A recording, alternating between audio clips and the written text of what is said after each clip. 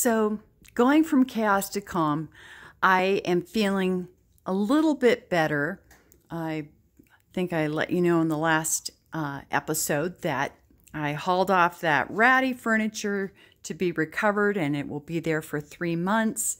I still have a sewing area right in between the dining room and the TV area. That's probably not ideal, but it is very practical, and there is a lot to having a practical space. Now, my house is pretty small. A lot of people won't have that challenge. I have the Bierstein collection all together in one spot, but I see I have a light bulb that needs to be recycled. That's probably going to get forgotten and end up being clutter if I don't have it right where I have to deal with it.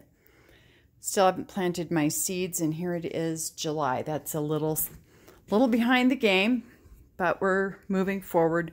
We're going to make some progress. The living room is getting closer to where it needs to be. And as I look around, there's the elephant in the room, and that will have to be dealt with. And I also think I will probably move the tree with the little lights, although that works well for winter, and because turning on the lights is really charming when it's dark out. It's not working right now. It's looking cluttered. Not sure how I'm going to resolve my shoe organization solution.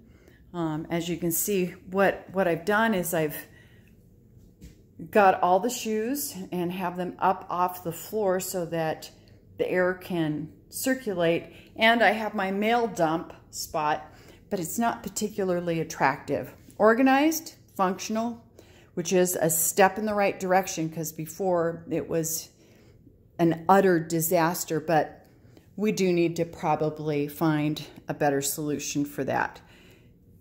I'm feeling a little bit better about the buffet. At least it's vintage barware and my vintage green planters that hold various and sundries. You can see I've got my favorite coasters and a change dish. I love what the designers do. I want to do that in my house.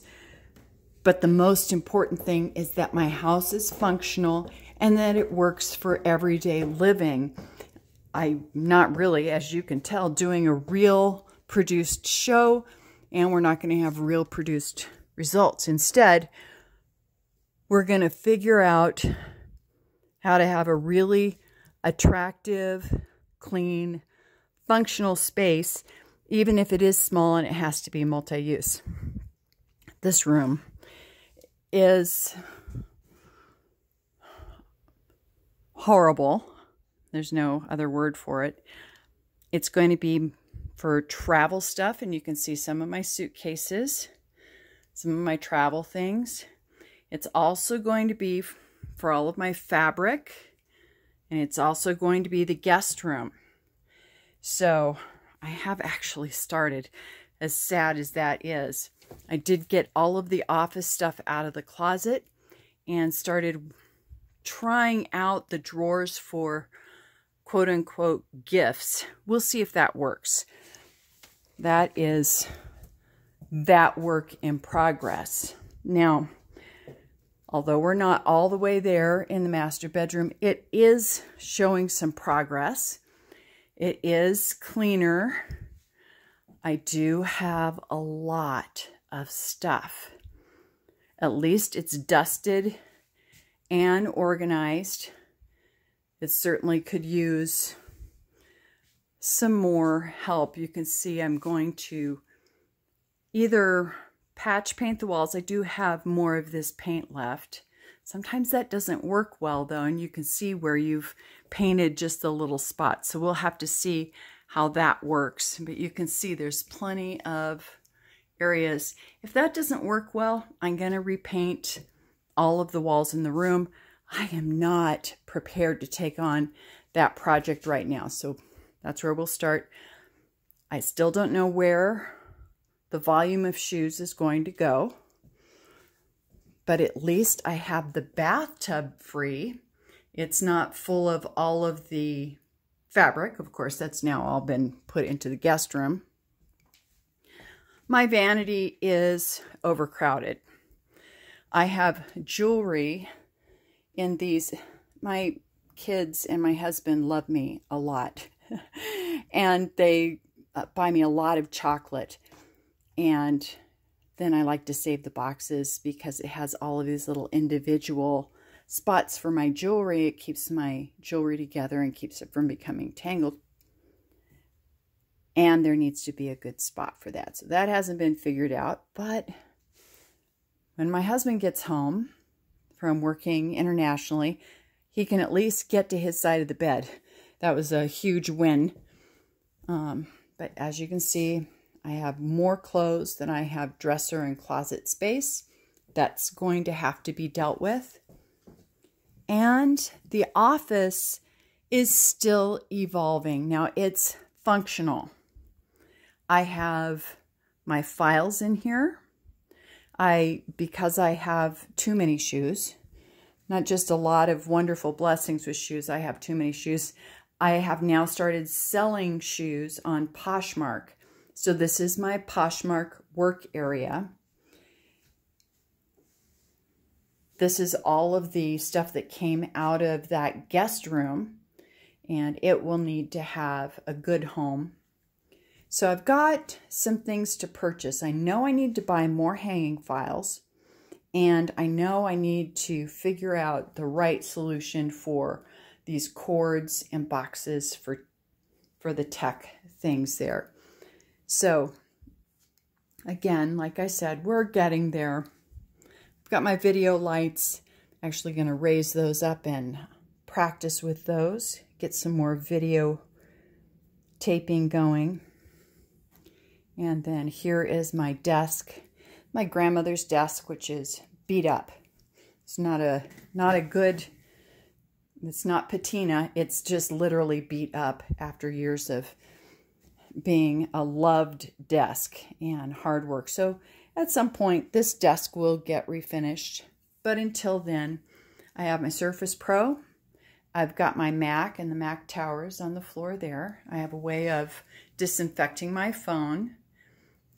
And I've got my nice curved screen. So I'm getting closer. I've identified a stack of old technology that either needs to be repaired or donated. So that will be handled. So we have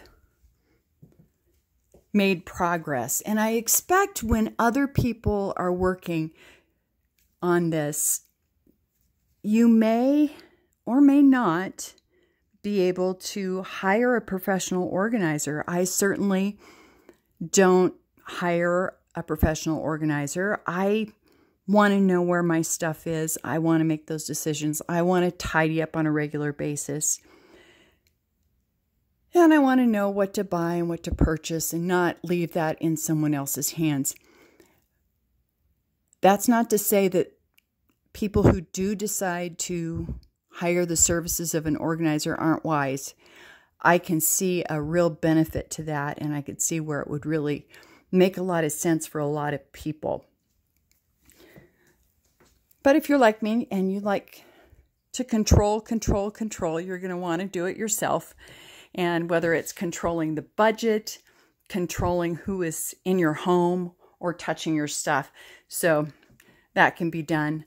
I have a good time looking at just different little vintage treasures that I have collected. And so I have those set up the way I want. And of course, right next to it, I have another giant stack of shoes. This is not to say that there aren't shoes in the basement. So I'm glad that you're going on this journey with me. I hope it's encouraging to you so that you know that in the real world, it doesn't happen within an hour. It doesn't happen within one weekend. A lot of times it's consistent effort, continuing. Oh, and there I am in the mirror. I'm not happy about that look.